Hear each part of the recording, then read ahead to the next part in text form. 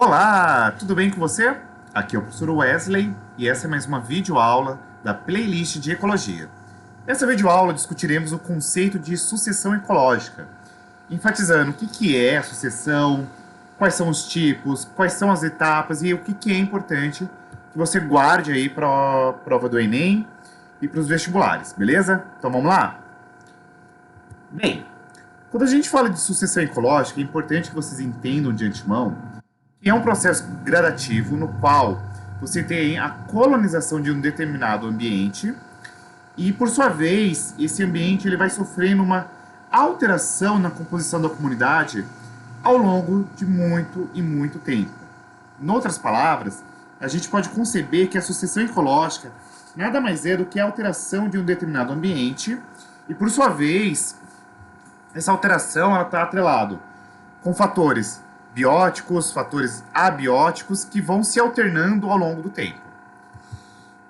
Por sua vez, perdão, a gente precisa entender que, a priori, o que nós temos é o seguinte: você tem a colonização desse ambiente por comunidades mais simples, que vão sendo gradualmente substituídas por comunidades mais complexas, até que nós tenhamos aí um equilíbrio entre a comunidade e o ambiente, no qual, quando se obtém esse momento de equilíbrio, nós chegamos no conceito de comunidade clímax. Por sua vez, é importante que nós nos atentemos, que existem diversas localidades do globo terrestre no qual você tem ambientes pouco favoráveis, ou seja, ambientes inóspitos à vida. Então, por exemplo, superfície de rochas, dunas de areia, lavas vulcânicas, floresta e campos desmatados e queimados. E aí essas regiões que são pouco convidativas à vida, a princípio precisam ser colonizadas por espécies a quais nós denominamos como espécies pioneiras, que conseguem sobreviver a esse ambiente inóspito. E com o passar do tempo, essas espécies vão modificando as condições do ambiente, possibilitando assim, por exemplo, que outras comunidades, outras espécies cheguem a este ambiente e consigam aí estabelecer uma população, e aí você tem toda aquela organização do ecossistema, beleza? Então entendamos que, simplificadamente, a ideia de sucessão ecológica é você ter uma modificação de um ambiente no qual a composição das comunidades que ali o compõem vai se alternando ao longo do tempo. Você começa com comunidades extremamente simples, que vão sendo gradualmente modificadas, aí, substituídas por comunidades mais complexas.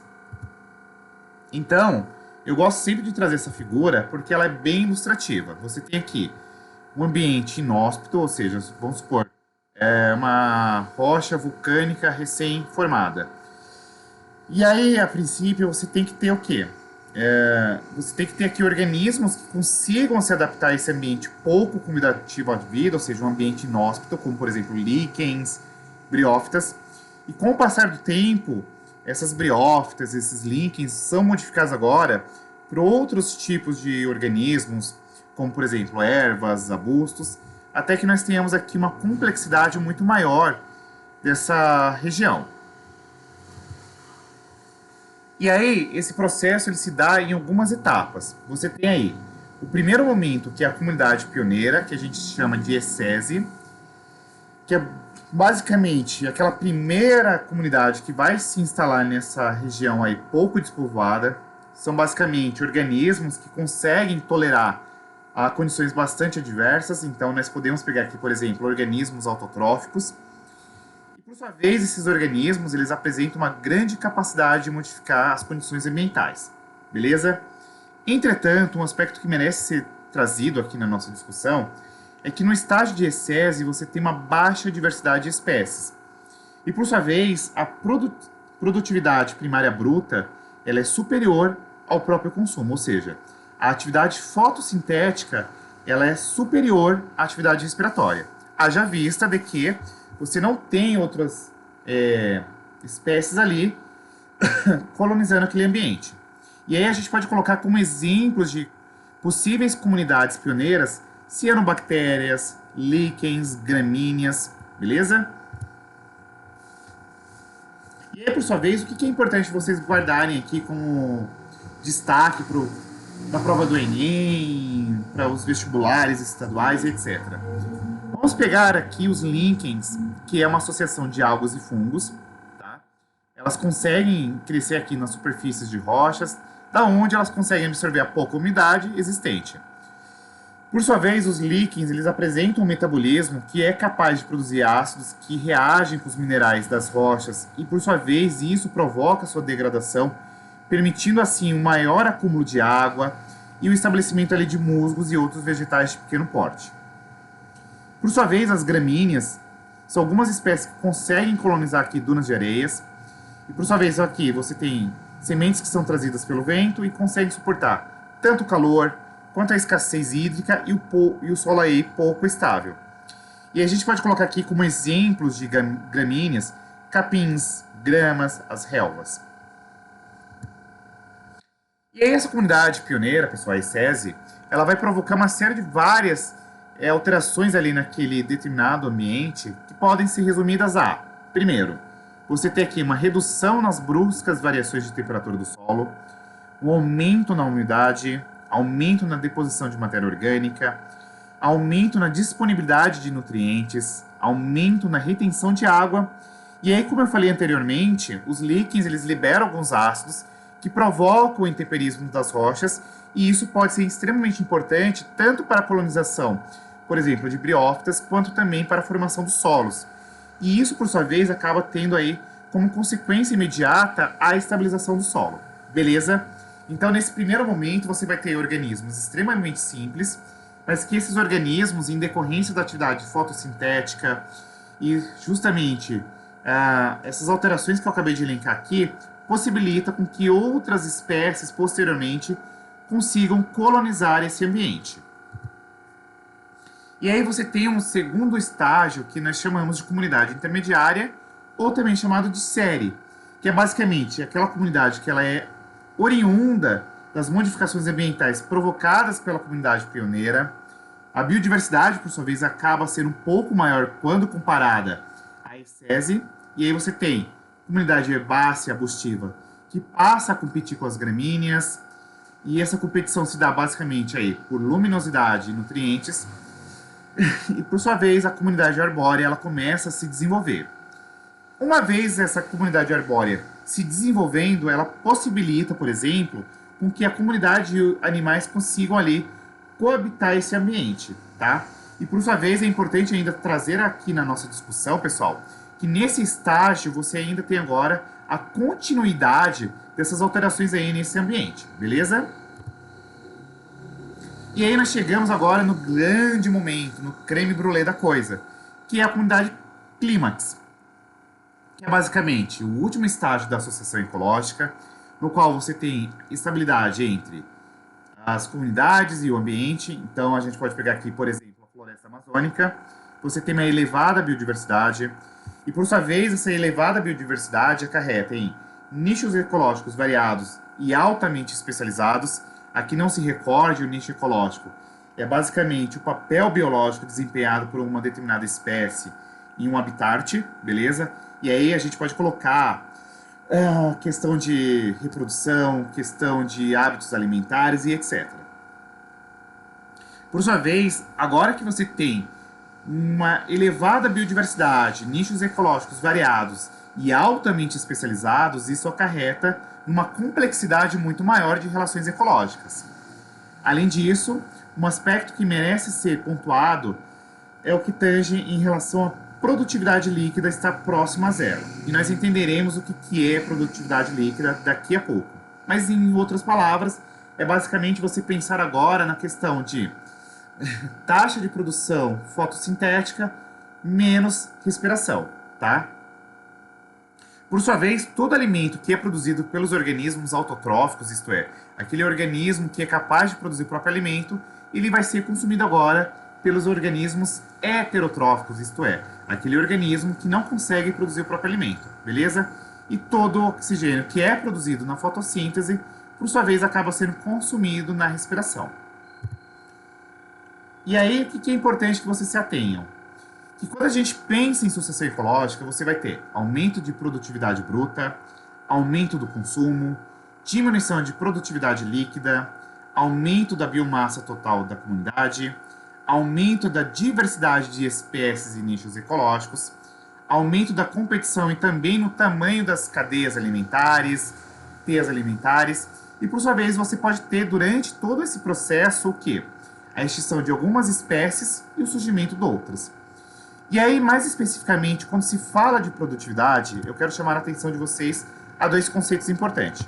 O primeiro, que é produtividade bruta, que é basicamente o total de matéria orgânica produzida pela comunidade através da fotossíntese, e a produtividade líquida, que basicamente o que é? O saldo obtido da relação entre a produção, isto é, a fotossíntese, e o consumo, que é o processo de respiração de uma comunidade. Portanto, a produtividade líquida ela pode ser concebida como a produtividade bruta, que é justamente a atividade fotossintética, menos a respiração. E percebam que conforme tu aumenta o tamanho da sua comunidade, isso acarreta numa maior taxa de respiração e, por consequência direta, você tem o quê? Que o saldo entre fotossíntese e o consumo de oxigênio por processo de respiração acaba aumentando, e aí você tem essa questão da produtividade líquida diminuindo, beleza? E ainda vale nós destacarmos, e fica essa dica, ó, as etapas da sucessão ecológica podem ser a ESSESI, que é a comunidade pioneira, a SERI, que é a comunidade intermediária, e a comunidade clímax, beleza? A produtividade bruta na ESSESI é pequena e ela vai aumentando gradualmente até que ela chegue aqui no estágio bastante elevada no clímax. Por sua vez, a produtividade líquida ela é extremamente elevada, né, no estágio de ESSESI, mas ela vai diminuindo gradualmente até chegar aqui no clímax.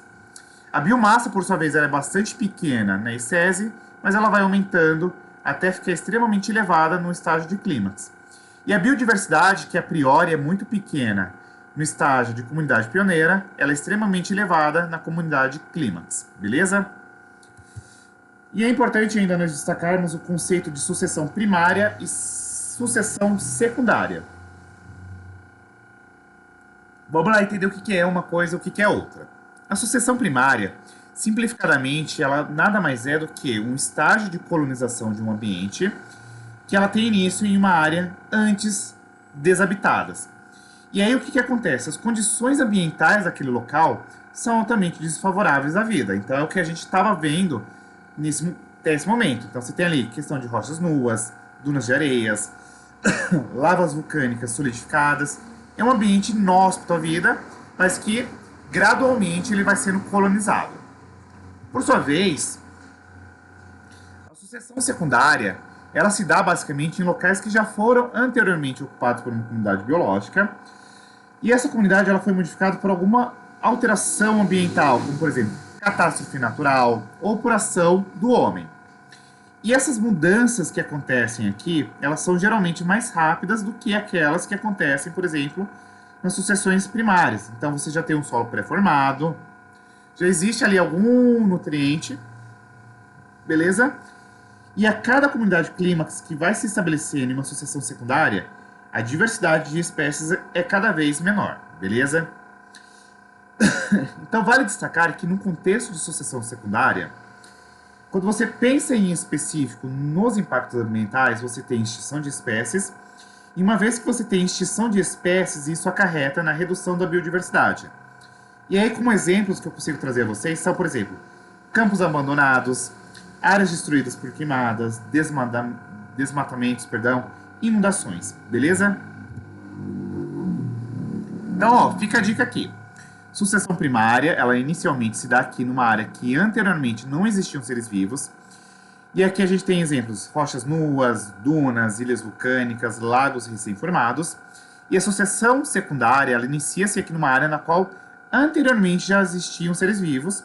Então você tem aqui zonas ardidas, campos abandonados, zonas alagadas, mas é importante destacar que, no contexto de sucessão secundária, conforme vai se estabelecer na comunidade clímax, a biodiversidade vai ser menor quando comparada, por exemplo, a uma sucessão primária. Beleza? E é isso. Se você tiver gostado dessa videoaula, deixe o seu like, comente, se inscreva se você não for inscrito, deixe um comentário, um biscoito e etc, tá bom? Um super beijo e até a próxima videoaula. Fui!